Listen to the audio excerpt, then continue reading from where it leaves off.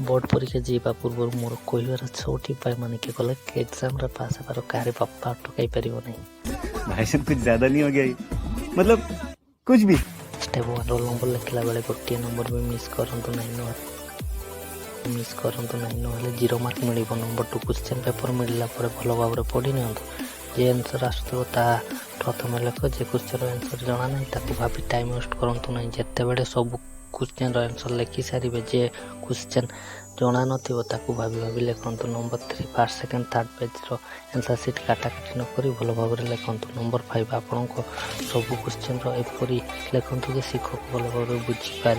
Number 6 answer sheet पैसा रखी कि आड़ू सारू लिखे नहीं हुए तो यही विधान देखिए आपको नंबर काटी दिया जाए। अब तुम लोग गलती से अगर नए हो तो सब्सक्राइब करो, वो जो लाल वाला बटन है उस पर अपने जीजा जी फेंक के मारो या फूफा जी, मुझे नहीं पता, बस क्लिक हो जाना।